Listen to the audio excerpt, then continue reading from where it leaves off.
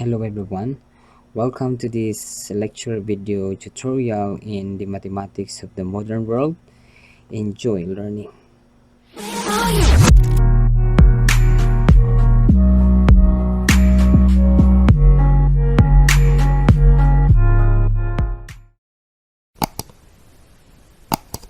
Hello everyone, in this lecture video we will be discussing about problem solving.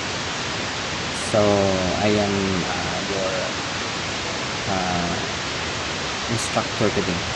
Okay, so in this topic we will be discussing about three topics. As you can see here,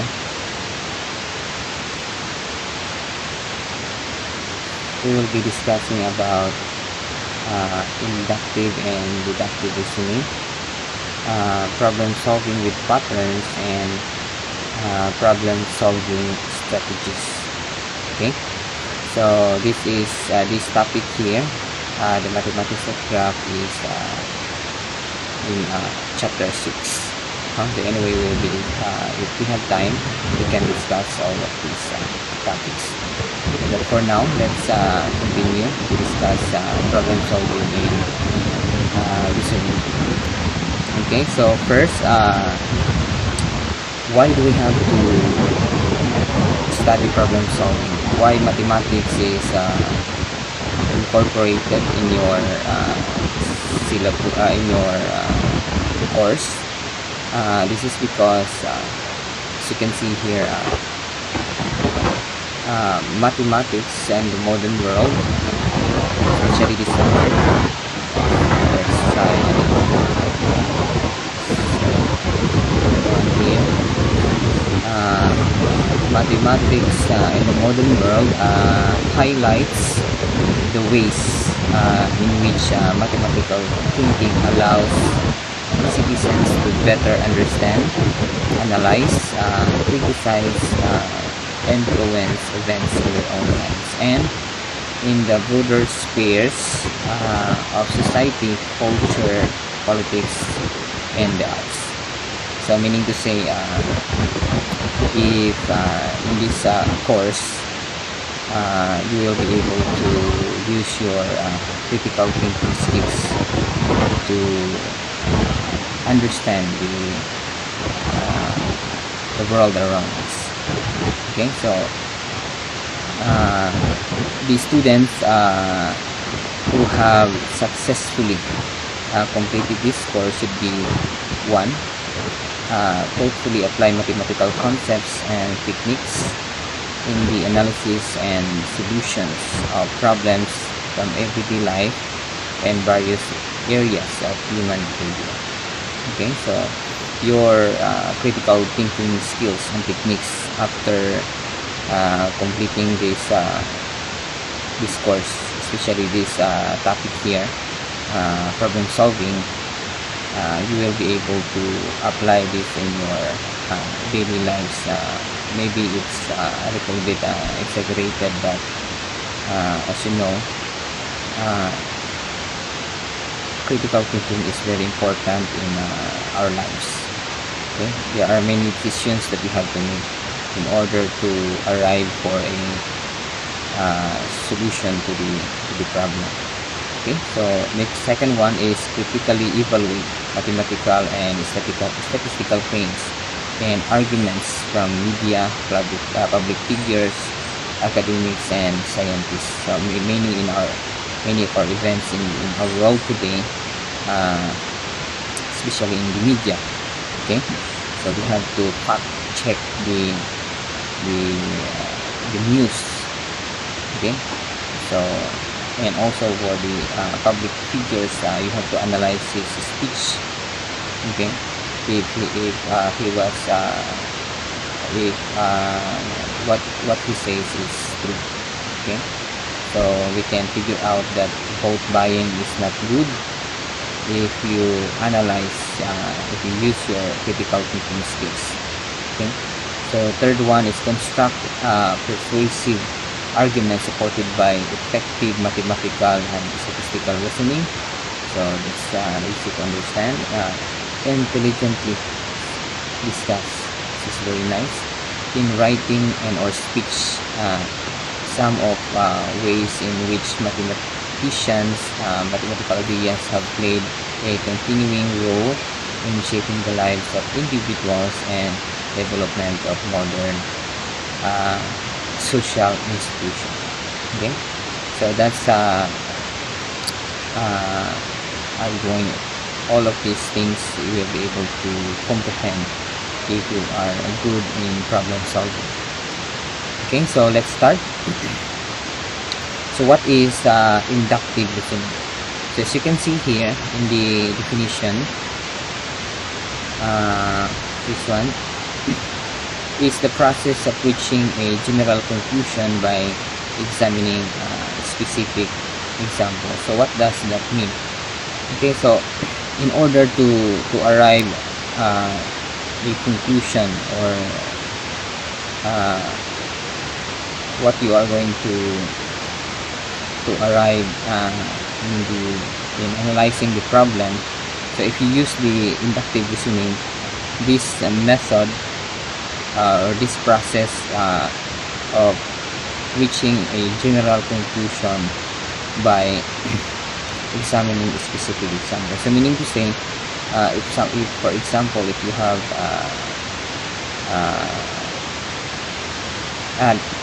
maybe let's try this example first before we are going to apply this in a real situation, okay, in a real life situation. So for example, this one, example 1, use inductive reasoning to predict the next number in each of the following list. So example, this one, letter A, 3, 6, 9, 12, 15. So this is very easy. So when you use inductive reasoning, you have to look at the example first, examining the specific examples like this one, 3, 6. So you will have to observe the small details first, small details before going to the general conclusion, before you are arriving that this is the next event. Okay, so for example, this one, as you can see, the difference between each successive terms, we have the difference, that this one is here, 3 and 6, the difference is 3, 6 and 9, the difference is 3, 9 and 12, the difference is 3, and 15 and 12, the difference is 2.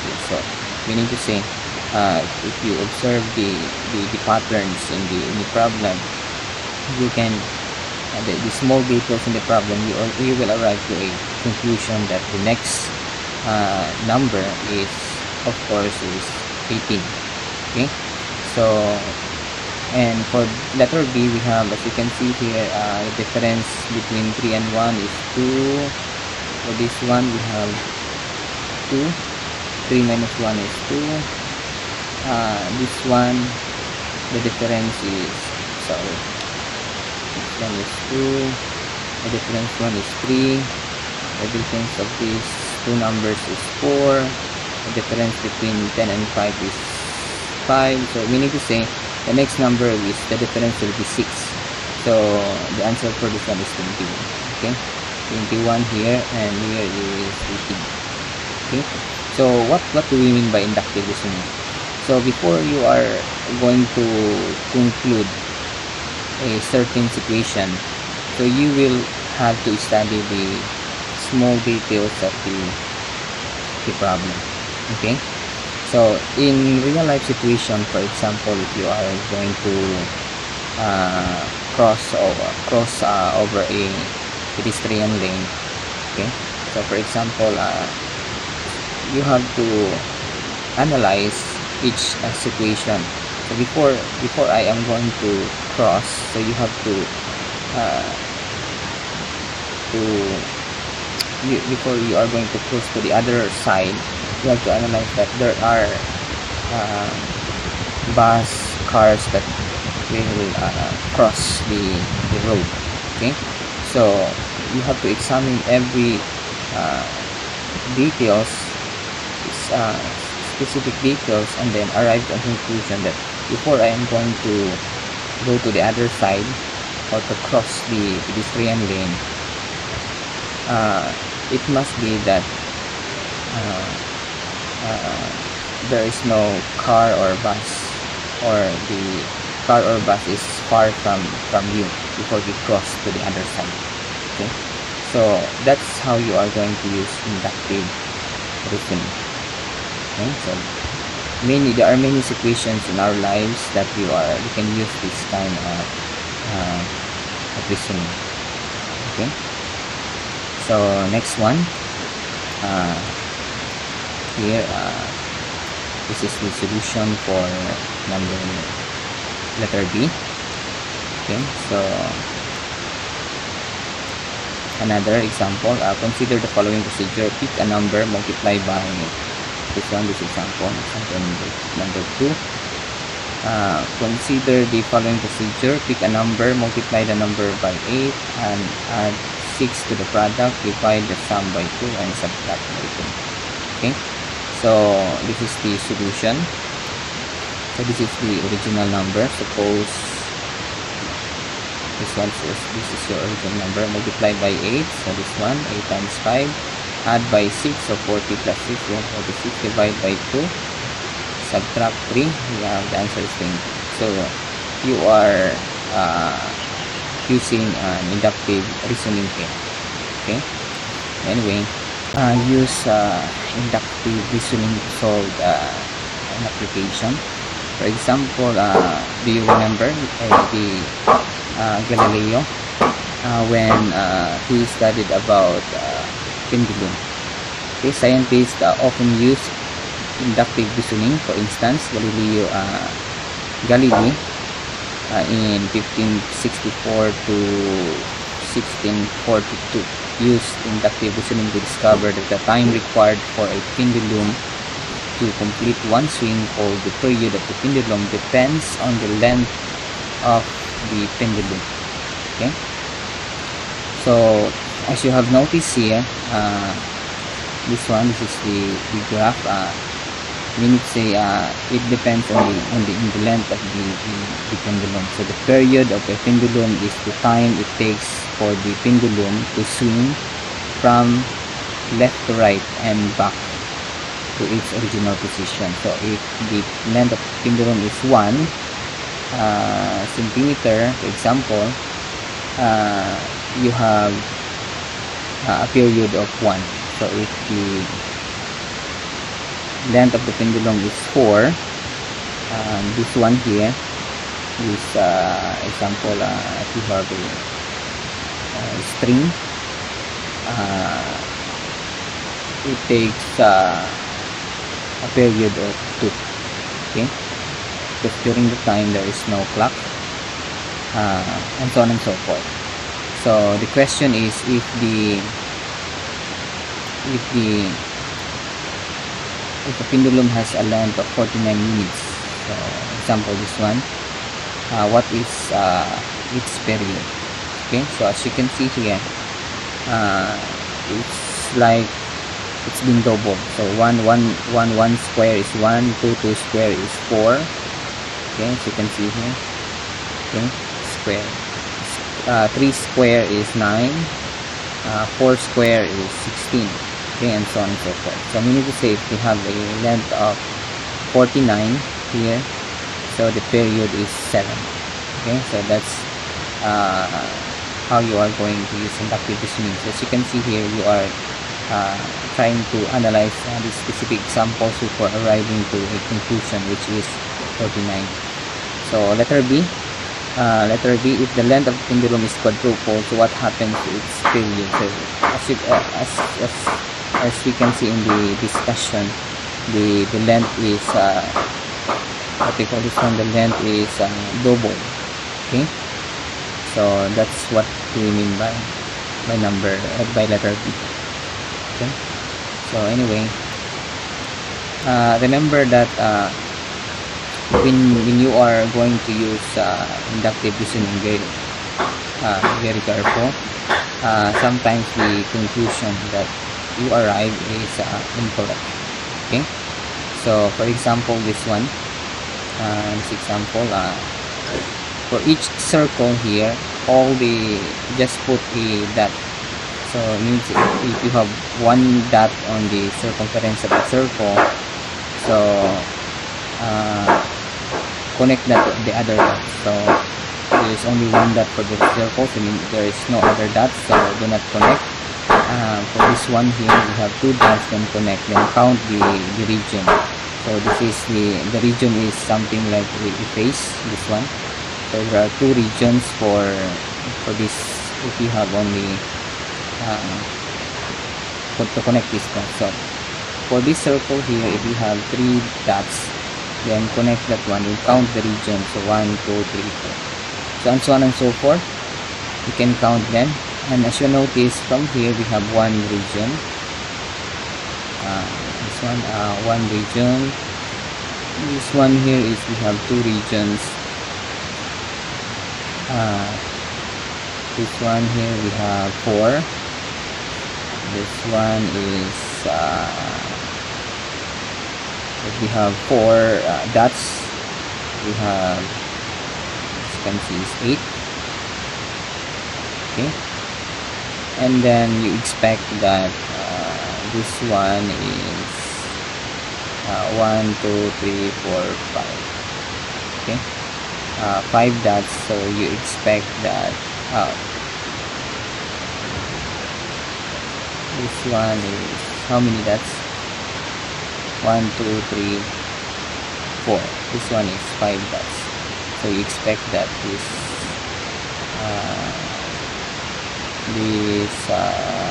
diagram here is 16. Okay, so what have you noticed here? Okay. As you can see, if there is one dot in the circumference of the circle, we have the regions is 1. Okay, and so on and so forth. And it's like the pattern follows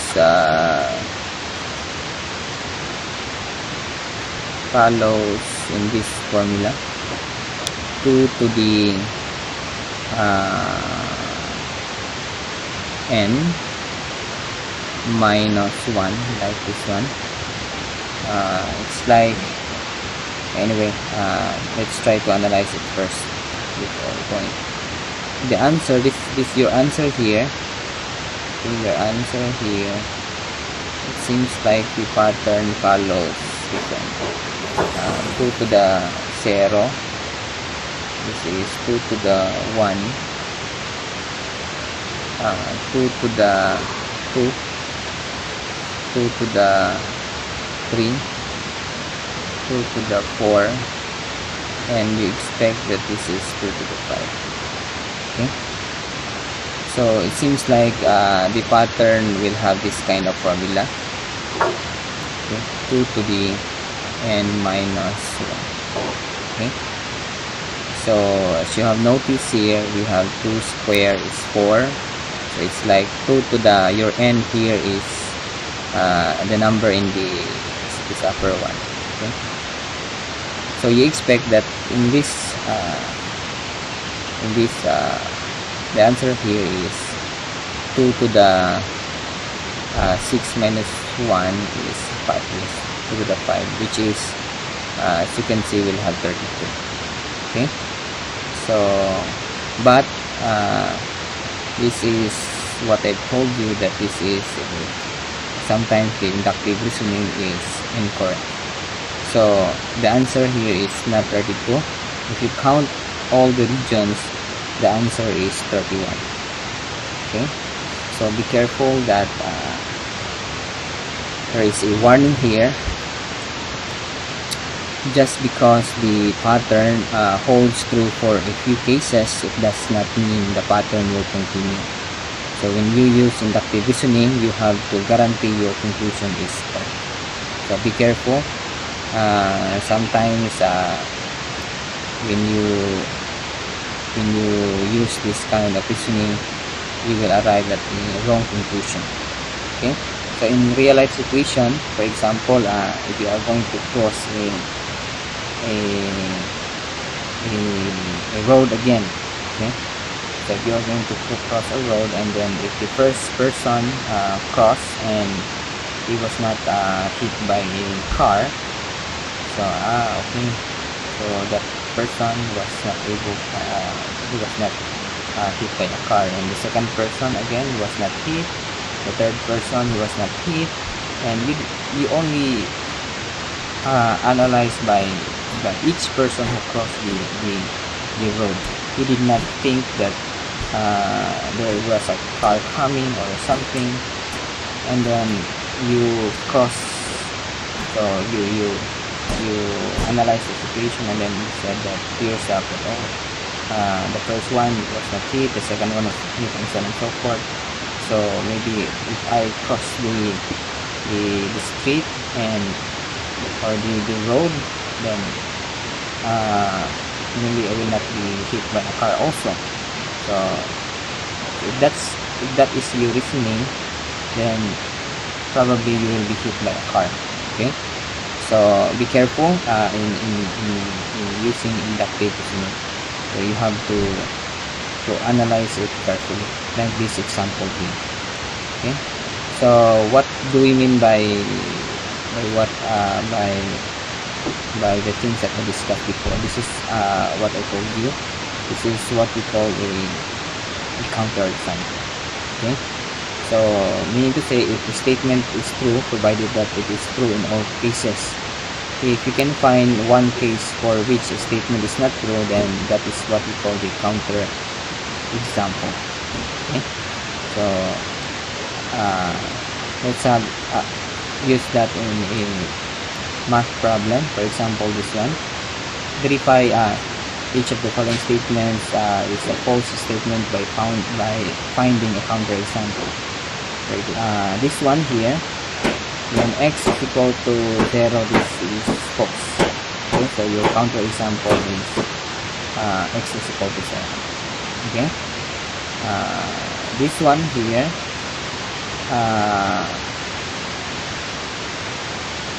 what makes this statement false?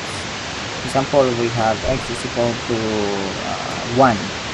Okay, this is false, or x is equal to, let's say, 1/2. Okay, this is again false. Okay, if you can find one, then that's good enough. Why 1? The square of 1 is 1, and we know that 1 is not greater than 1. 1/2 also is false, because the square of 1/2 is 1/4, and we know that 1/4 is not greater than 1/2. Okay, so this third one you can use like x is equal to negative. Okay, so if you substitute on the left hand side here, the square of negative 1 is 1, the square root of 1 is positive 1, but on the other side we have negative 1. So this statement is false, and there are many other values of x for which this statement is false. You can pick any negative number, and this mathematical statement here is false. Okay, so let's discuss now the other one, the deductive reasoning. This is opposite to the inductive. The deductive reasoning is the process of reaching a conclusion by applying general assumptions or procedures or principles. So you arrive your conclusion here by looking at the deductive reasoning is the process of reaching a conclusion by applying general assumptions or procedures or principles. So meaning to say, before you arrive to a conclusion, your conclusion is based on a general assumption, okay, general idea, or what we call this one, you are going to look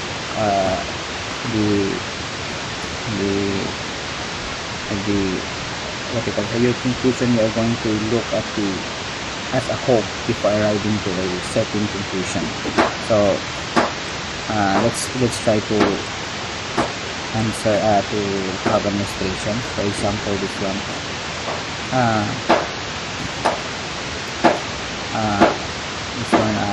use deductive reasoning to show that the following procedures produces a number that is 4 times the original number. Okay, so just like before, what we did is we in the inductive reasoning we pick a number. Okay, just by picking any number and then multiply by 8 and so on and so forth. But if you are going to use deductive reasoning here, your number that you are going to pick is you represent it by a number n or by any variable, and then later, after following this procedure here, this one procedure, notice that your n becomes, your number n becomes 4n at the end after following this procedure. Okay, so, and as you notice that you are going to use deductive reasoning to produce a number that is 4 times the original number. Okay, so you pick a number and then at the end, by following this procedure, you will arrive that the number is 4 times the original number. So your original number is denoted by n. So the method that you use there is what we call the deductive reasoning. Okay, since you arrive to a conclusion where it is what we call a general you follow a procedure. Okay, a procedure that allows you to get when you pick a number and it becomes 4 times by following that procedure. Okay, so anyway, let's have a real life situation problem here, like this one. You are going to determine what type of reasoning. Example, this one, letter A. During the past 10 years, a tree has produced plums every other year. Last year, the tree did not produce plums, so your conclusion is this year will produce plums. So this kind of reasoning here is what we call inductive. Why?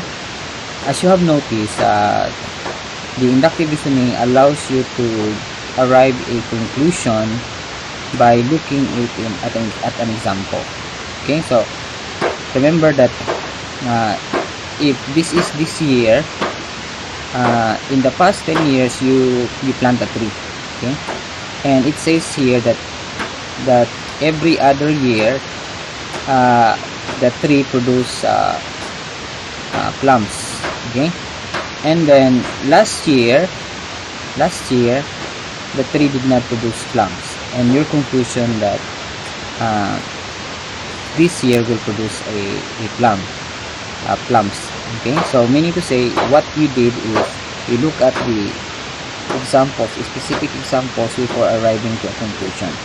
Unlike the deductive reasoning here, this is an example of deductive reasoning. Why? Because deductive, so you notice all home improvements cost more than the estimate. So this is a general assumption. Okay, so you arrive to a conclusion that before you are going to make a home improvement of your house, if the contractor or someone who will repair your house will in general the amount is like this. Example, we have $35 like this example, then you will have, your conclusion is based on the assumption that general assumption that all home improvements cost more than the estimate. So more than the estimate. If the estimate is $35,000, then you have to prepare more than $35 so that your home will be completely restored. Okay, so that's the difference between inductive and deductive reasoning. So I hope that you are now familiar with these two kinds of reasoning. Another example of deductive reasoning is solving a logic puzzle. Okay, this one here.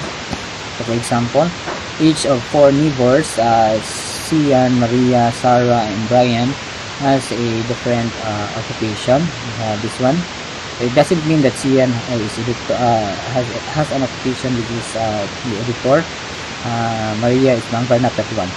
So these 4 people here may have an occupation like this one, editor, banker, chef, or dentist. You are giving a clue here, 4 clues to identify which of this person has the exact occupation. So for example, this one, Maria gets home from work after the banker but before the dentist. Second clue, we have Sarah, who is the last to get home from work, is not the editor. Third, the dentist and Sarah leave for work at the same time. And the fourth one is the banker lives next door to Brian. Okay, this example here, which is about logic puzzle, is an example of a deductive reasoning. Okay, so let's try to solve this one. Okay, copy that one, this one first. So let's have this solution. Okay, solution. Okay, first is we are going to let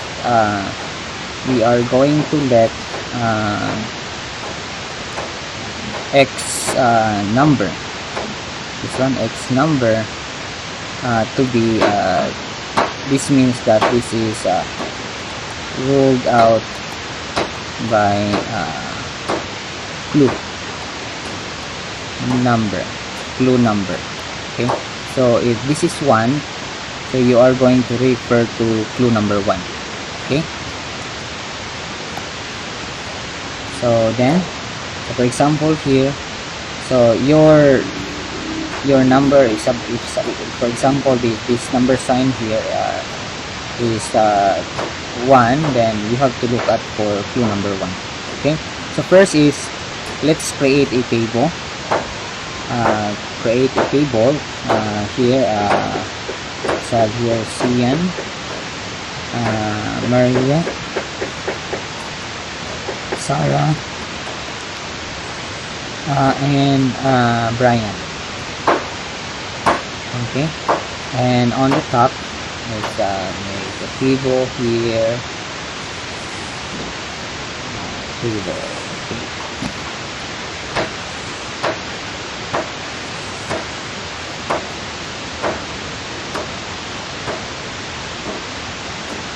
So this is at the top, we have the occupation, editor, and then banker,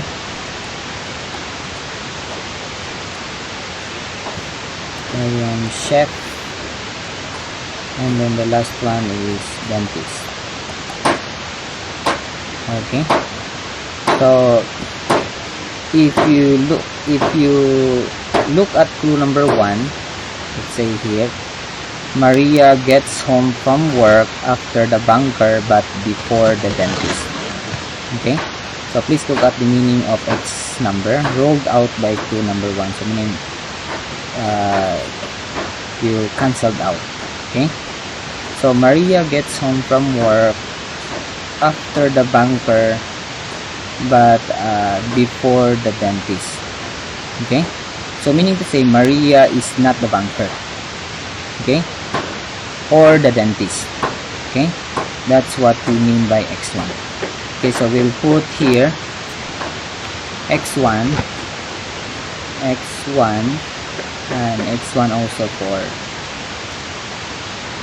the column, this column here for dentist and the banker, because it says here Maria gets home from work after the banker but before the dentist. Okay, So let's try to answer clue to rule out clue number 2. So Sarah is the last to get home from work. Is not the editor. Okay, so what does this mean? So meaning to say Sarah is not the editor. Okay, so Sarah is not the editor. Sarah is not the editor. Let's try to put x2 here. x2. So what are the other options here? Sarah is not the editor. Okay, so we will write x2 in the column of editor for Sarah. Okay, so let's have another let's try to analyze more of clue number 2. So this means to say that we know that from clue number 1 that the banker is not the last to get home. Okay, and we know from clue number 2 that Sarah is not the last to get home. Okay, from clue number 2. Okay, therefore Sarah is not the banker also in clue number 2. Okay, so Sarah is not the banker. Okay, so that's what we mean by x2. Okay, let's try to solve x3. The dentist and Sarah leave for work at the same time. Okay, so meaning to say the dentist and Sarah leave for work at the same time. So meaning to say Sarah is not the dentist. Okay, so he is not the dentist. Okay, here. So this is ruled out by clue number 3. So meaning to say Sarah is the chef. Okay, Sarah is the chef. So if Sarah is the chef, so meaning this occupation here is for Sarah. So meaning to say we have to rule out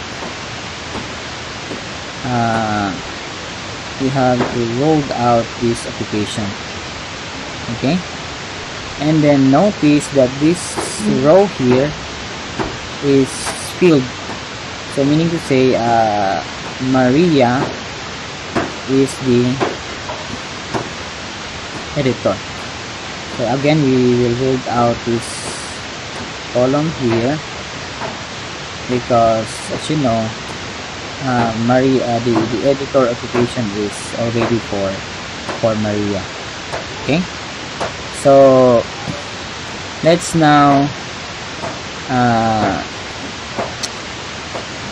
look at the last clue. The banker lives next door to Brian.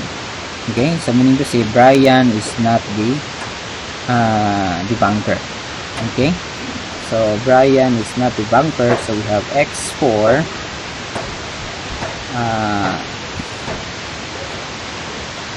x4. So meaning to say what do we mean by this one? So we have x4, so meaning to say Brian is the dentist. Okay, Brian is the dentist, and of course if this is occupied by Brian, so we have to put x4 here. Therefore Cian is the banker. Okay, so this is how you are going to use the deductive reasoning. You arrive at a conclusion by looking at the general assumption. So this is our assumption here. Okay, the clues. Okay, clues. So you don't forget that you have to write your conclusion. Therefore Cian is the banker. Maria is the editor.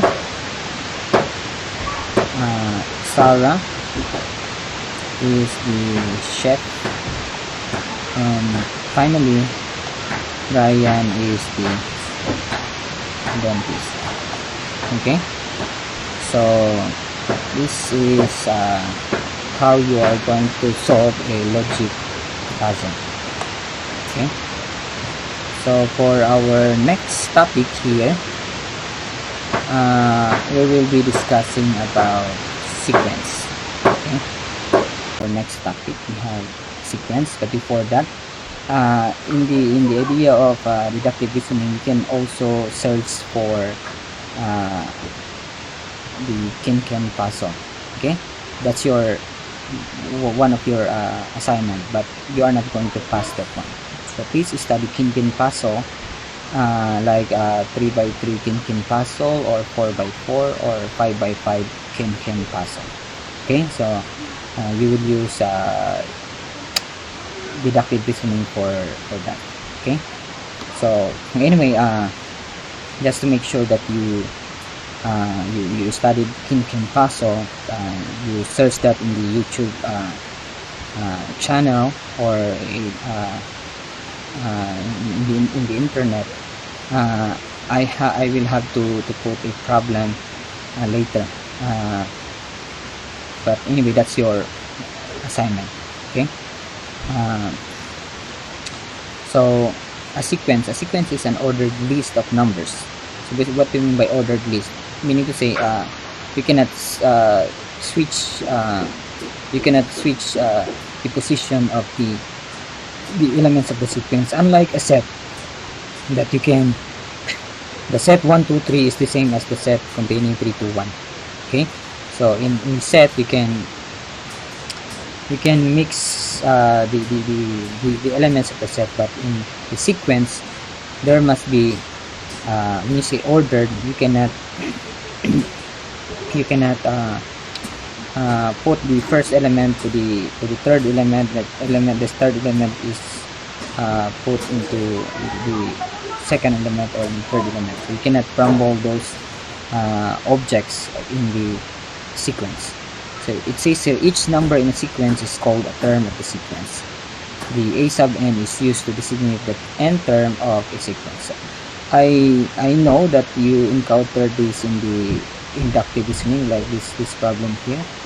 Yeah, 3 6 9 12 15. So this is an example of a sequence. This is ordered. You cannot put 9 you cannot switch 3 and 6. You cannot switch 6 and 15. Okay, then the n term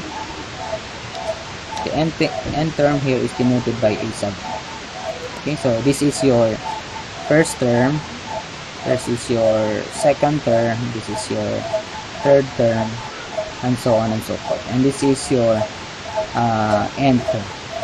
Okay, so that's what do we mean by a sequence. I know that you are familiar with this word. Maybe in your high school you studied arithmetic sequence, like this one, arithmetic sequence. Okay, how about this one, geometric sequence? I know you are familiar with this. Harmonic sequence. Okay, these are some of the well-known sequence in your high school. Okay, so anyway, let's try to analyze this one. Okay, a formula that can be used to designate all the terms of a sequence is called the n-term formula. Okay, so example, what is the formula for this sequencing? Okay, so anyway, this is very familiar. This is an example of an arithmetic sequence. Anyway, let's have a what do you call this one, a hard one. So in this method you are going to use inductive reasoning. You are going to predict the next term of a sequence, but in here you are going to use difference table. Okay, so what do we mean by a difference table? So this is an example of a difference table. So the first sequence is, you are going to write here the original sequence and then get the difference. Okay, get the difference. The 7 minus 2 is 5, 24 minus 7 is 17, and so on and so forth. Until if at the bottom, as you can see in the bottom of this difference table, if all the numbers are equal, then what you will see, you can now get the next term. Since after 207, you can get that value. So all you have to do is to get the difference, the second difference, and you will get this one, the second difference, and so on and so forth.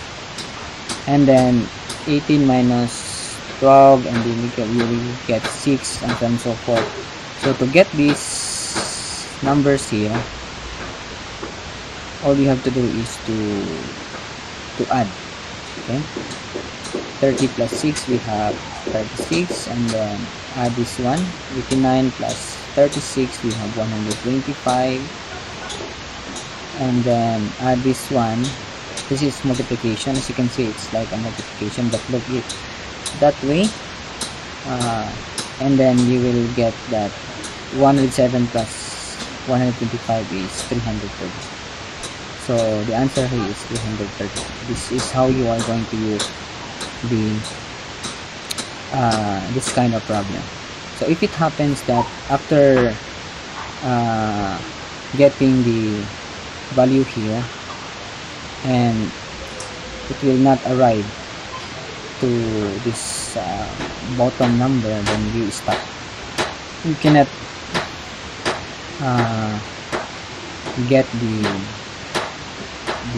next term if you continue that the bottom is not the same. Okay, so make sure that after extending the bottom will be in the same number. Okay, so continue, and so on and so forth. Okay, so that's how you are going to use the difference table. Okay, another one is example here. Find the end term if you have a geometric figure. So assume that the pattern shown by the square tiles in the following figures continue. So this is the figure for the first, and then the second figure is this one, second figure, the third figure, the fourth figure. Okay, so what happened here? But before that, let's try to read this question. What is the end term formula for the number of tiles in the end figure of the sequence? Second question is how many tiles are in the eighth figure of the sequence? Third question is which figure will consist of exactly 320 tiles? So as you can see here, this is really hard because for example, letter B and letter C, you are going to construct the eighth figure. This is the fourth figure, and then construct the eighth figure. Then you are asked how many tiles are there. Then the third question is what figure will consist of 320 tiles. So for this example here, let's try first to compute the end term formula. Okay, let's try to get first the end term formula, because if you are able to get the end term formula, the question letter B and C will be easy. Okay, so anyway, notice the pattern here. Let's try to analyze it. Notice that there was spot at the middle and it was expanded. Okay. Have you noticed it? Also, and notice also that if the subscript is this one is nothing was added. Okay, so let's try to analyze the second, the third, and the fourth figure. When the subscript is 2, remember that there are 2 at the top, 2 also at the bottom. When the subscript is 3, we have 3 at the bottom, 3 also at the top. But in the middle, there are only 2. Okay, the subscript is 3, so this is 2. The subscript is 4, this is 3. Okay, so meaning to say our a sub n, our n term formula is, let's look at the middle. The middle is represented by n minus 1 tiles. Okay, so remember that when n is equal to 3, so 3 minus 1 is 2, we have 1, 2. When n is equal to 4, a sub 4, we have n minus 1 is 3. So when n is 1, we have 1 minus 1 is 0. So nothing was added in the middle. Okay, so as you can see here, let's compute the top. So notice in the top, we can write this as 2 times n. We can add, okay, 2n. Why? Because as you can see, when the subscript is 2, we have 2 times 2 here. 2 times 2 here is 4. Okay, so 1, 2, 3, 4. Remember, when this is when n is 2, we have 2 times 2 is 4. When n is equal to 3, 2 times 3 is 6. 1, 2, 3, 4, 5, 6. When n is 4, here we have 8. 2 times 4 is 8. When n is equal to 1, we have 1, 2. 2 times 1 is 2. So this is the n term formula. And if you simplify this, you will have n removal of grouping symbols. We have, this is 3n minus 1. So let's try to use this to the 4 figures. So when n is equal to 1, example a1, a sub 1, 3 times 1 is 3, minus 1 is 2. So we have 1, 2. Let's try a2. 3 times 2 is 6, 6 minus 1 is 5. So 1, 2, 3, 4, 5. When n is equal to 3, we have 3 times 3, we have 9. 9 minus 1 is 8. So 1, 2, 3, 4, 5, 6, 7, 8. And we can verify also that this is 2. When n is equal to 4, we have 3 times 4, 12, minus 1 is 11. So 8, 9, 10, 11. So this is now the formula, the n term formula of let's letter A. Okay, so we answered letter A. So letter B, how many tiles are in the 8th figure? So all you have to do is to substitute. A sub 8 is 3 times 8 minus 1, and the answer is 22. Okay, so there are 22 tiles. So it's easy now if you compute the n term formula. So for letter C, which figure will consist of exactly 320 tiles? So meaning say we have a sub n is equal to 3n minus 1. Okay, so there are 320 tiles. So a sub n is the number of tiles, and you have to compute here the value n. And as you can see, this is 321. Sorry, this is 321. You transpose negative 1 to the left side. 3n.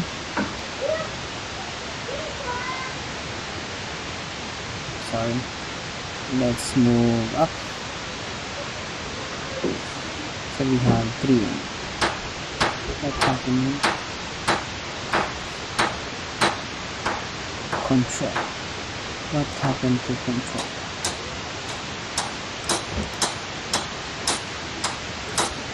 What happened here? Why can't I write something? What happened to my back? Okay, so this is 3n, and as you can see, our n here is our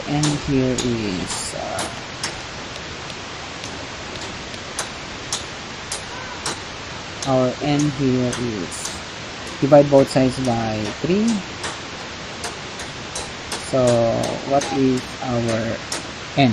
321 divided by 3. So I guess that's we can use long division. 3, 1, 3, we have 0, 2, we have 0, 21, 7. So the answer is 107. Okay, so imagine that the 100 A107 A sub 107 is the figure which have a 320 tasks. So imagine if you compute it by hand, you will not be able to count all that if you don't know how to get the entire formula. So it's just be very careful. You can search many interesting figures in the internet to solve this which have a similar problems like this. Okay, so anyway, that's your one of your assignment assignment that you are not going to pass. Okay, just try to look. Okay, so this is our solution. Just imagine we are correct. Just also try to look at these well-known numbers in the internet. Maybe you can look at the Wikipedia. Just study these numbers, Fibonacci numbers, polygonal and locus numbers, and so on and so forth. I know also that this is very familiar in your high school, the Tower of Hanoi. Try to solve this. Maybe you can look at the YouTube to look how to solve the Tower of Hanoi. Okay, let's move forward. Let's move to another topic. So this one, heuristics. This is a branch of mathematics which is the study of methods and rules of discovery and invention. This was contributed by some well-known mathematicians like Euclid, Pappus, Descartes, Gottfried Wilhelm Leibniz, and George Polya. But here we use this what was discovered by George Polya, and this is what we call the Polya's 4-step problem solving method. This method is used to solve word problems, and I know that this is very familiar to you in order to solve a word problem. So I know that this cannot be rumbled. We cannot go to the conclusion first before we are going to understand the problem, or before you're going to carry out the problem. First is you have to understand the problem first. So read the problem, and then after reading, after understanding, you have to devise the plan, what's your method, and then you have to carry out the plan, and then after that is you have to review the solution.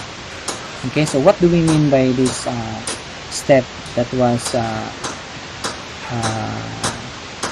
written by Polya? Okay, so there are problems like in your high school, like age problem, word problem, coin problem, geometric problem, and so on and so forth. That was used by this kind of method. So anyway, let's try to analyze it. So what do we mean by understanding the problem? So this means that when you are going to understand the problem, first is you have to read the problem first. First step. That's very simple. And then ask yourself, can you restate the problem in your own words? Okay, and then can you determine what is known about these types of problems? So if this is age problem, how you are going to attack that kind of problem? Okay, is there a missing information that, if known, would allow you to solve the problem? Is there extraneous information that is not needed to solve the problem? So what is your goal? So that's how you are going to be the step one, the process, understanding the problem process, is you have to ask this question to yourself. Okay, the second one is devise a plan. So after understanding the problem, so devise a plan. So successful problem solvers use a variety of techniques when they attempt to solve a problem. So make use of this, make a list of known information, make a list of the information that is needed. If possible, you have to draw a diagram, and then make an organized list that shows all possibilities. Make a charter table. So you can use this problem here in the edge problem, or you have to make a diagram if you have a trigonometric problem. Okay, in the trigonometry you can work backwards, try to solve a similar but simpler problem. You have to look for a pattern. You can write an equation if necessary, and you can also perform an experiment, and you can also guess to check. Okay, so there are problems that that guessing is useful. Okay, so the third one is what we mean by carry out the plan. This step now is you are going to solve the problem. Okay, so work carefully, keep an accurate and neat record of all your attempts. Realize that some of your initial plans will not work, and that you may have to devise another plan or modify your existing plan. So in this case, if the problem is not solvable, then remember that your initial plans is, if it will not work, then make another. Okay, so especially the Foliage 4-step method, problem solving strategy method, is useful in our everyday lives. Okay, you have to understand each situation, how to analyze the problem. So if you are good at critical thinking skills, you will be able to solve a problem, not only a mathematical problem, but also a problem in your lives. You have financial problem, any problems you can use. Okay, but you can use this the method of Foliage. Number 4, review the solution. Once you found a solution, check the solution. Ensure that the solution is consistent and the facts of the problem. Interpret the solution in the context of the problem.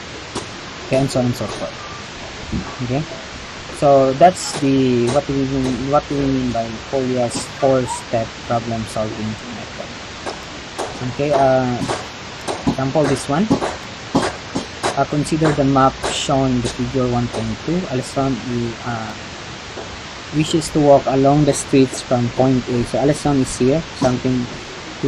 She was here in this part of the building, and he wants to move to this side.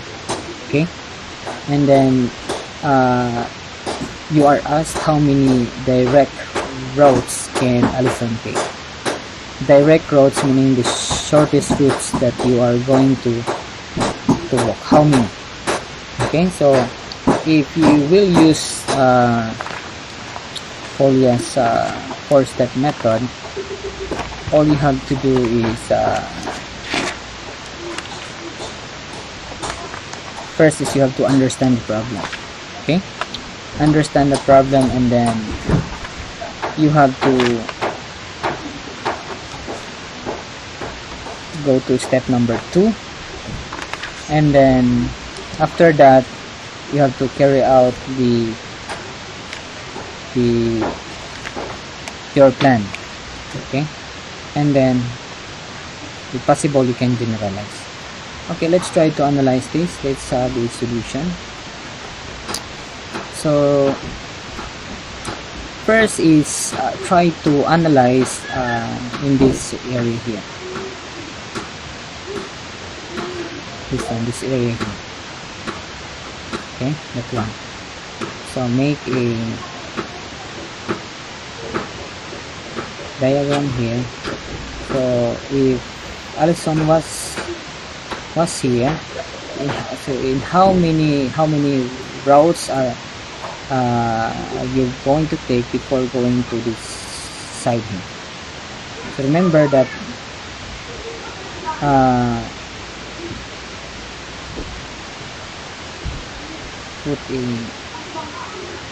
there are two ways. There are two roads that you are going to take before Alison will arrive to this corner here. Okay, so this way one, well, it's one way, and this is the other way. So the answer for this one is 2.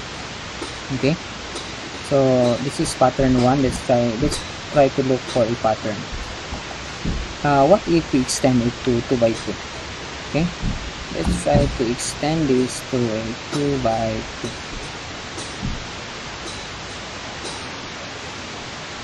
Okay,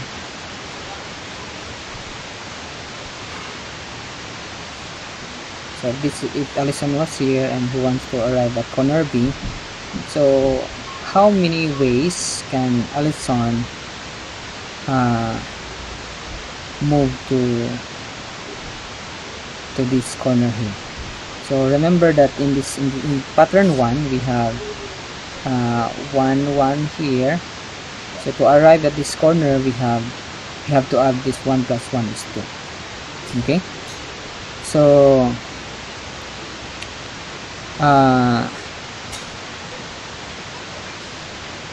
to arrive at here,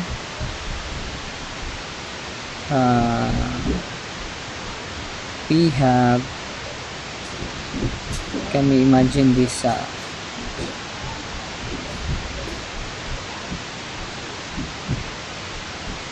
pattern here?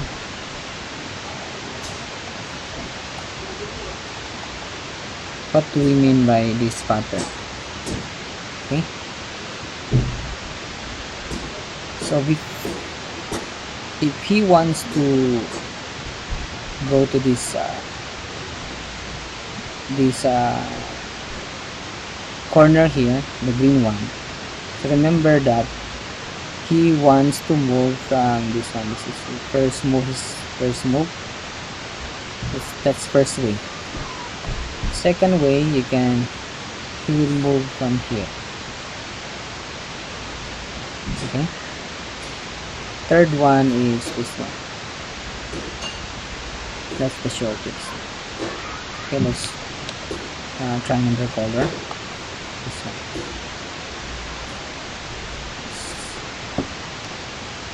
This one. There are 3 ways. Okay,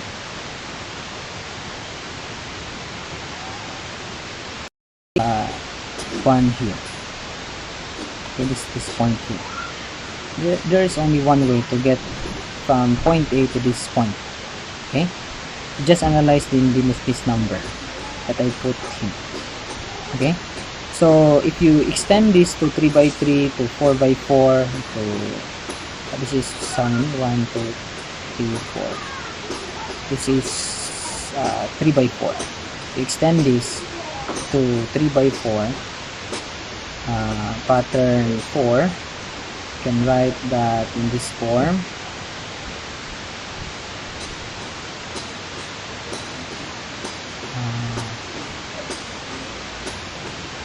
That one,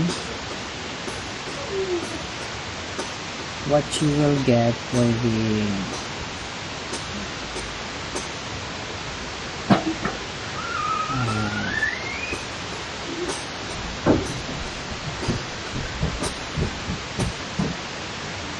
this is AB,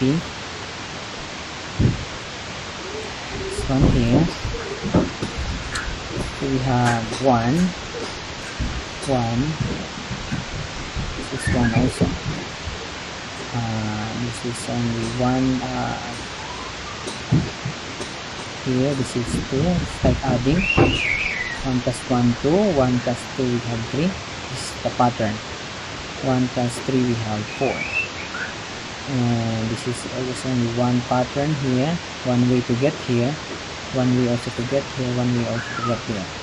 So 2 plus 1 we have 3, 3 plus 1 we have 4, 4 plus 1 we have 5. Here we have 3 plus 3 we have 6, 6 plus 4 we have 10 ways to get here, 15 ways to get there. 4 plus 6 we have 10, 10 plus 10 we have 20, 20 plus 15 we have 35. So the answer is 35.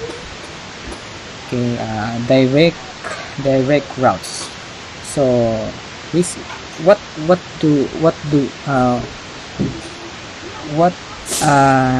call this one? What do we do? Okay, So what do we do in order to arrive at a conclusion? So remember that we look for a pattern. Okay, so as suggested, there is a suggestion here. It says in the step 2 that you have to what we call this one, try to solve a similar but simpler problem. So we use this idea here. Okay, look for a pattern. Okay, perform an experiment. That's what we use in solving that problem. Okay, what we call this one, counting how many rows in that diagram. Okay, so there are many problems in the internet that you can try to apply the Foliage strategy. Okay, so you can try this problem. It's one number of squares. You can try this in the internet, determine digit, number of games, number of roads, that's what we discussed before, true or false test, number of handshakes, and so on and so forth. Okay, so these are some problems that you can play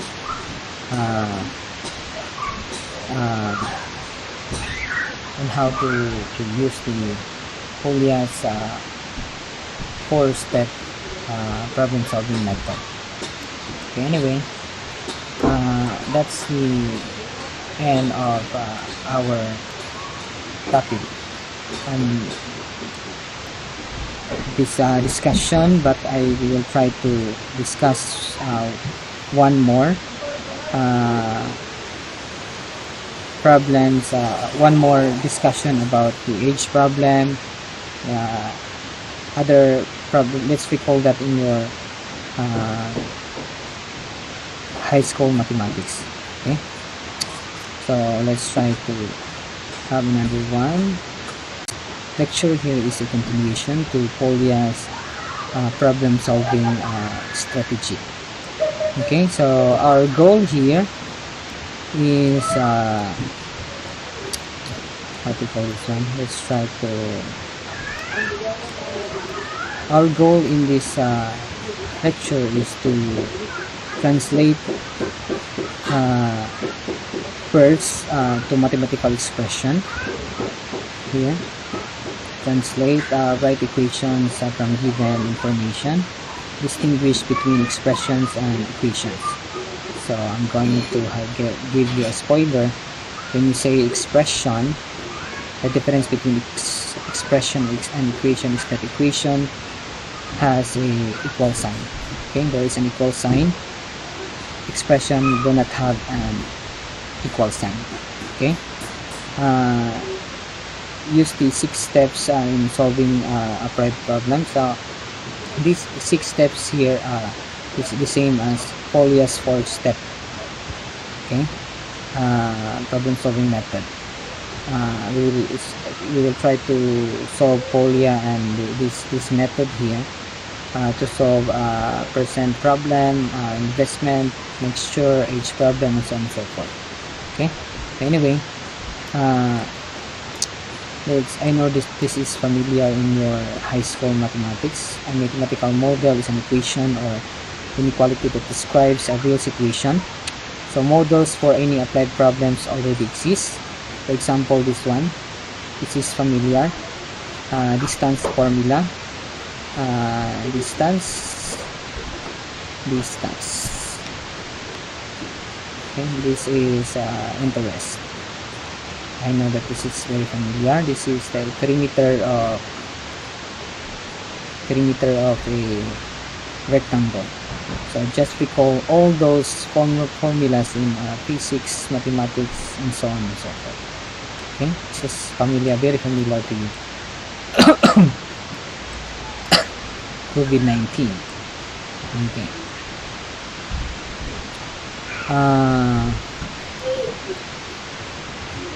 So it says here that if you are going to solve a formula for a specified variable, this one here, all you have to do is you have to get all the terms containing the specified variable on the one side of the equation and all the terms on the other side. Okay, example this one. If you are going to solve the time, or the time, so all you have to do is to put it to the other side, the one that you are going to get. So you can use symmetric property. We have PR is equal to D, and divide both sides by R,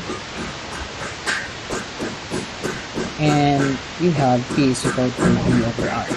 So that's what we mean by solving a formula for a specified variable.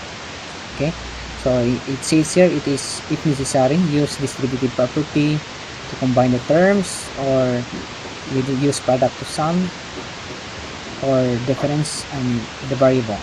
For example, this one, you will use sum. If you are going to use this one here to find W, then you can transpose it to the other side. No,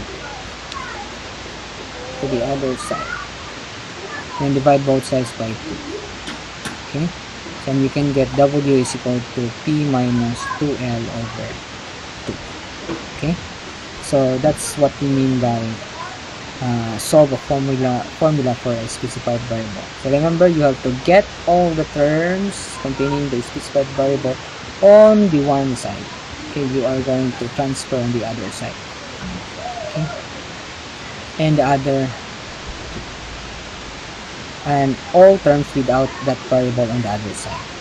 Okay, so if you are going to find P, so transfer to the left side. If you are going to find W, then you have to isolate everything except the except those that have the variable that you are going to get. Okay, and then of course divide both sides by the factor that is the coefficient. So that's very easy to solve. For example, this one, where is that one? Let's try to solve. We solved number 1 already. Let's try to solve number 2. Okay, you are going to find H. So which of, in this equation, which term has a variable H? So this one. Okay, so transfer all those terms that do not have a W. Okay, so transfer that one to L, that do not have H. Okay, so 2HW plus 2LH. So you are going to find H. So isolate H by distributive factoring. So 2W plus 2L.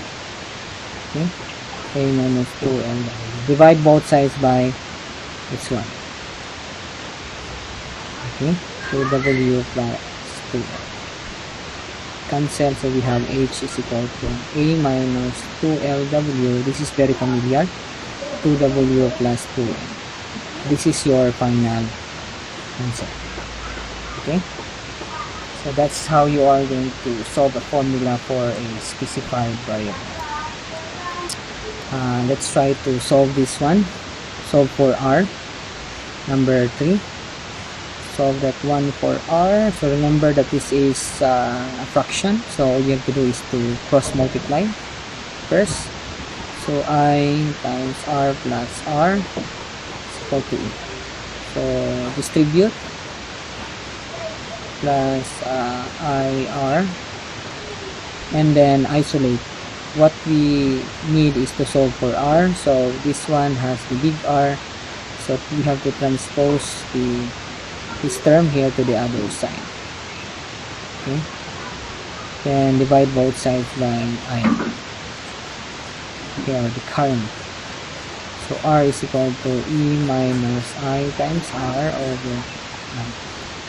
Okay, so that's how you are going to solve for R. Okay, you can try to solve number 4 on your own. uh, let's try to solve this one. Okay, find an average speed. LeBron James found that usually it took him 3/4 hour each day to drive a distance of 15 miles to work. What was his speed?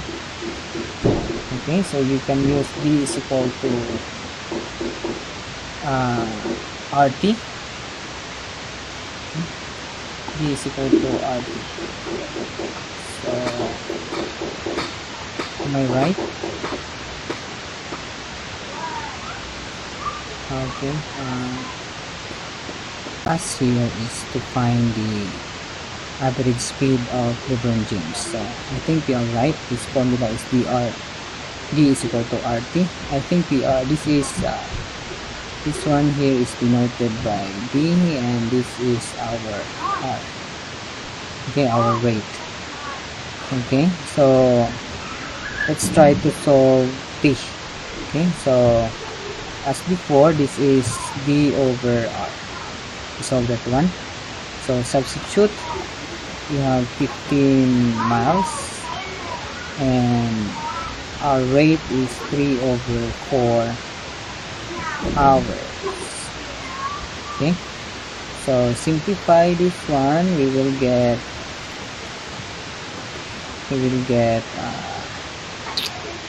15 over 1 times 4 over 2 miles per hour. Okay, so 15 divided by 3 is 5 times 4, we have 20 miles per hour.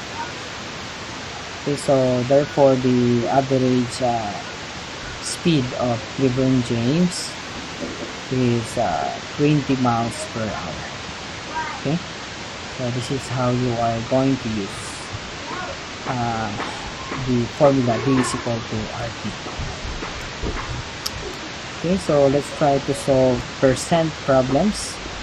So percent is written with the symbol here. The word percent means per 100. Okay, so 1% is 0.01 or 1 over 100. So let's try to solve this problem. Let A represent a partial amount with B, the base or whole amount. Then the following formula can be used to solve a percent problem. So this one, A over B. Okay, so the amount and then your base represented as a decimal. Let's try to solve this one here. If a class consists of 15 students and 32 are males, then the percent of male in the class is, so amount is 32, so we put here our base is 50. So the question is how many percent of males in the class. So if it is female, then all you have to do is to subtract 50 from 32 from 50, and then put it here as your A, and you will get the percentage of how many females. But as you have noticed here, what was asked is how many males.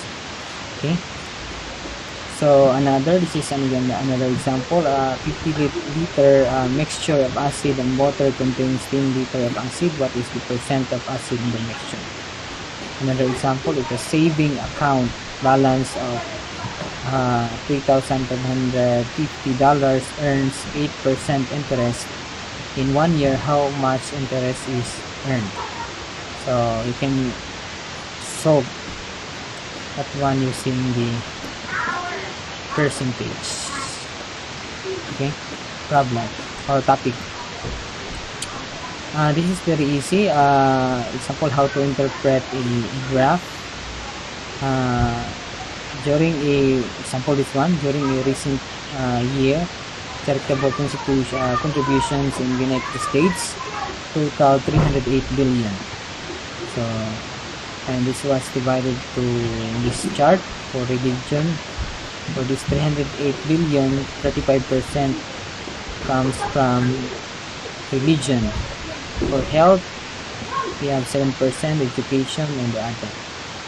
So the question is determine how much money was donated to educational institutions. So all you have to do is to multiply 308 billion by 13% or 0.13. That's how you are going to interpret this pie chart. Anyway, that's easy. Okay, let's try to solve objective number 1. Translate from words to mathematical expressions. So there is a English word, and then you have to convert this to a mathematical expression. Okay, so of course there is a expression involving addition, subtraction, and or multiplication and division. Okay, be careful about this, especially in subtraction and division. Okay, that's a really complicated English statement. For example, this one for addition. Addition is very easy. Convert verbal to mathematical expression, or x and y here are numbers. So the sum of a number and 7, you can write this in this form. 6 more than a number, so you can write it in this form. Okay, when you say 6 more than a number, you cannot write it as 6 plus x, although they are the same because addition is commutative, but you cannot write as 6 plus x. It should be x plus 6. 3 plus a number is 1. 3, so plus a number. 24 added to a number, it should be written as x plus 24. A number increased by 5, we have x plus 5. Then the sum of two numbers, we have x plus 5. That's easy for addition. Let's try subtraction. Subtraction. So 2 less than a number, you will write it as x minus 2. 12 minus a number, you will write it as 12 minus x. A number decreased by 12, you can write it by x minus 12. A number subtracted from, so we have this one, 10 minus x. And the difference between two numbers is, you can write it in this form. So be careful if you encounter this phrase in the statement. Okay, for multiplication, you can write it in this form. 16 times a number, we have 16x. A number multiplied by 6, we have that 1. 2/3 of a number is 2/3 times x. Twice a number is 2x. Product of two numbers is x minus 1. Okay, for verbal expression, we have the quotient of 8 and a number, it should be 8 over 6. Okay, we cannot write it as x over 8. A number divided by 13, we have 6 over 13. The ratio of two numbers, or the quotient of two numbers, is x over 1. So that's how you are going to convert a verbal English word phrase to a mathematical expression. So there's a warning here. 2 less than a number is translated as let's try to get one. 2 less than a number is translated as x minus 2, not 2 minus x. Remember that. A number subtracted from 10 is expressed as 10 minus x, not x minus 10. Remember that one. A number divided by 13. So that's why in the previous as what I've said before, subtraction and division is not commutative. Okay, so you cannot write 10 minus x as x minus 10. You cannot write x over 13 as 13 over x. Okay, so if you say the quotient of x and y, x must be in the numerator, y must be in the denominator. Okay, so write objective number 2, write equations from given information. So the symbol for equality, we will use equal sign. The open indicated the word is. Okay, sometimes there are in the statement there are problems where the equal sign is expressed as something different, not the word is. But if the idea has the same as in the sameness of what is being asked in the problem, then we can write it as equal sign. Let's try to explore that one here. For example, twice a number. Here, twice a number. Twice a number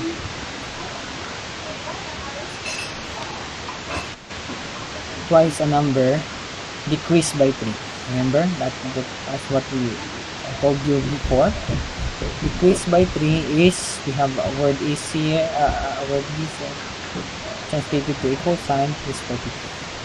The product of a number and 12 decreased by 7. The product of a number and 12 decreased by 7 is again 105. The quotient of a number, we have a number x and the number plus. So we have x here plus 4.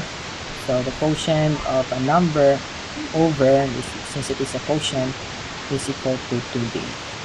The fourth one, the quotient of a number and 4. Okay, the quotient of a number and 4 plus this one, the number is 10. So that's how you are going to translate words into equations. So the third objective is to distinguish between expression. As I've said before, the difference between expression and expression is that an equation includes the symbol, the equal sign symbol. If there is no equal sign, then that is expression. So let's try to answer this one. Letter A, there is no, as you have noticed, there is no equal sign here, so this is an expression. Letter B, you have an equal sign here, this one, so this is an equation. So that's the difference between expressions and equation in a given. Okay, in this objective number 4, as I've said, this is the same as Foliage's 4-step problem solving what do you call this one, method. Okay, this is here, this is what we call, let's try to move up this one. It is called real 6 steps problem solving method. Okay, but they have the same thought as the Foliage problem solving strategy. Okay, read, assign a variable, write an equation, solve the equation, check the answer, state the answer, check the answer. So this can be summarized into 4. So there is a question here. I will not read it again. There is a question here where you are going to differentiate the 6 steps problem solving method in contrast to the Foliage 4-step problem solving method. So I think 1 and 2 is the same as 1 is the same as 1 here. Let's say 1 here is the same as number 1 in Foliage problem solving.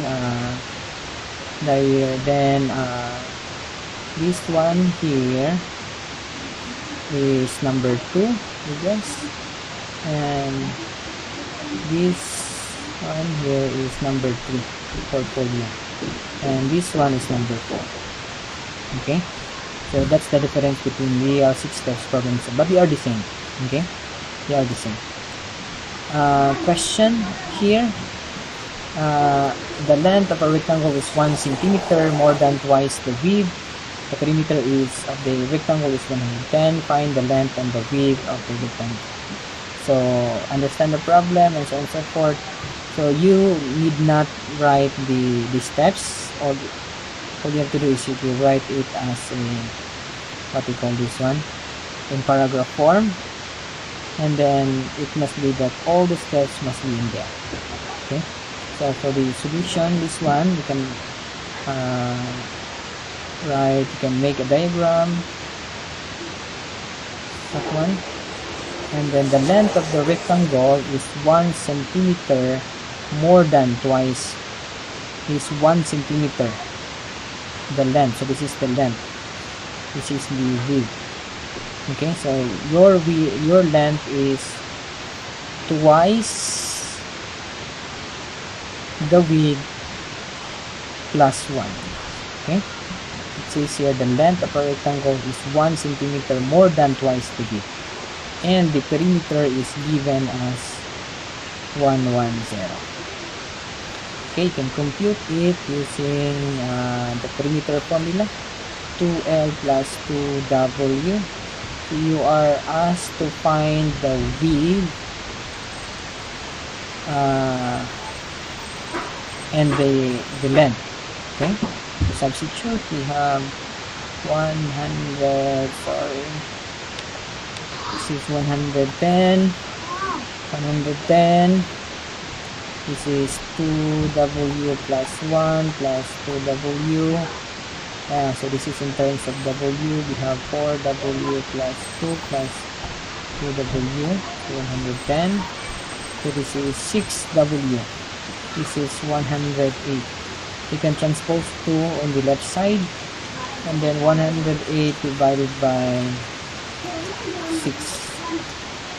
Okay, so here W becomes, what is 108 divided by 6? So 648, so 6 times 6 times 7, 8, 48. Okay, so this is 18. Okay, so your width is 18, and therefore the length is 2 times 18 plus 1, which is 36, 37. Okay, so centimeter, don't forget to write centimeter, okay, so that's your answer. Okay, so again, as I've said, you do not need to write these steps. All you have to do is you can make in paragraph form. Okay, so I think the answer is, we have correct, we have the answer is 18. Anyway, are the same. For this problem, I will not answer that one. Let's try to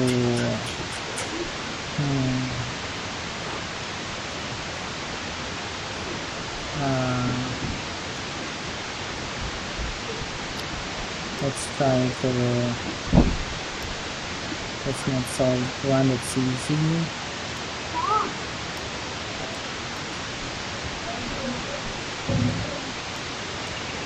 Let's try to answer. I have to, let's make sure. Again, this is Foliage 4-step method, that what we discussed before. That's what we discussed before. Let's try this one. Okay, this one. Okay, let's try to answer more word problems. So this is an age problem example. A man is now 3 times as old as his son. 12 years from now, the father will be twice as old as his son. So how old are they? So in this problem, you will have to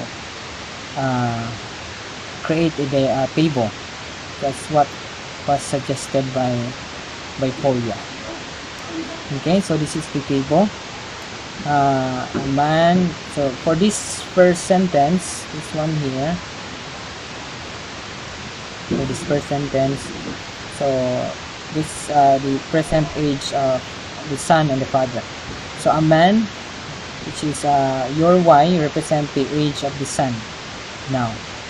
Okay, so let y, variable y, represent the age of the son now. So if the age of the son is y, so a man here, his father, is now 3 times as old as his son. So 3 times. So the age of the son is y, the age of the father is 3 times 1. So for the second sentence, we have here 12 years from now. So 12 years from now, y plus 12.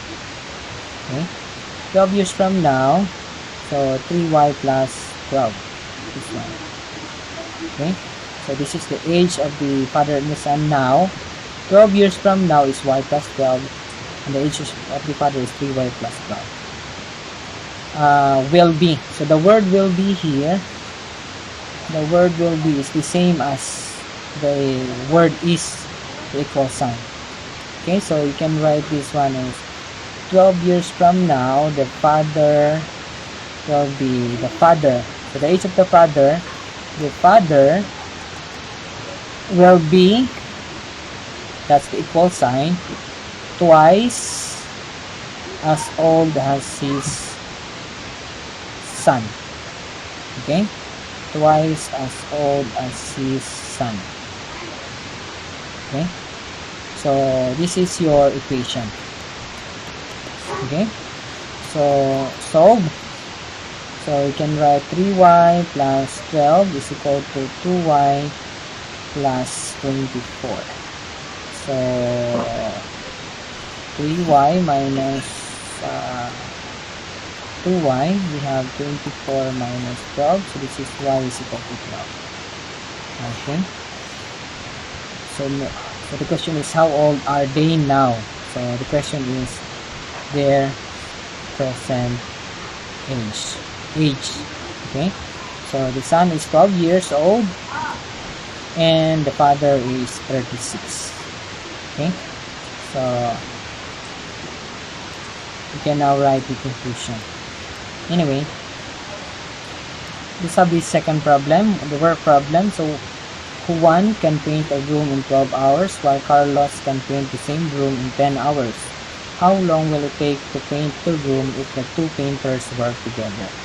So to solve that kind of problem, we have to recall that remember that in this problem we assume that the work is done continuously at a constant rate. Okay, suppose that it will take the painters working together X hours to paint the room. Then we have this table. So it's important that you have to create a table. As you can see here, rate the fraction of the room painted in 1 hour. So remember that in the question, the time required for Juan to complete the job is 12 hours, while Carlos it will take for him 10 hours to complete the job or to paint the room. So if the time is X hours, then the fraction of the room painted in X hours will be X over 12, and so you have to multiply 1 over 12 times X, we have X over 12, and 1 over 10 times X, we have X over 10. So if we are going to work together, all you have to do is to add these two, and then it's equal to 1. Okay, then solve for X, you can multiply this by 60, and then the answer will be this one. Okay, or 5.45 hours approximately if we are going to work together. So the important thing here is you have to be careful in making a table. Okay, so the third problem, we have uniform motion. Two cars are 456 miles apart and are traveling towards each other at the rates of 42 miles per hour and 34 miles per hour respectively. So meaning to say the first car, the rate is 42 miles per hour and the second car is 34. So how many hours will they met? So in this problem again, we will use the formula V is equal to RT and then create the table. So the speed of the first car is 42, the second is 34, and then multiply 42 by 3, we have 48, so add, and the total distance covered by the car is 456, so equate that 1 and then solve 40. So in 6 hours they will meet assuming that we have the constant uniform speed. Okay, so that's the end. You can try this at home, this problem 1 up to this one. Okay, so let's have your assignment here. Assignment, try to answer this problem here. Your assignment, let's try to solve this one.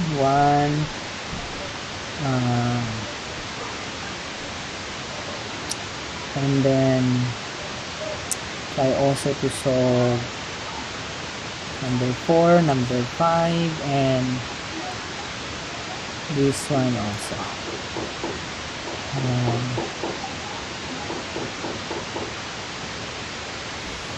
This one, number 7. Okay, so that's your assignment. So these are our references. Okay, so I guess that's all for today. Thank you so much for listening. I hope that you will have to study hard, and don't forget our exam, our third exam. Okay, so thank you so much. Thank you.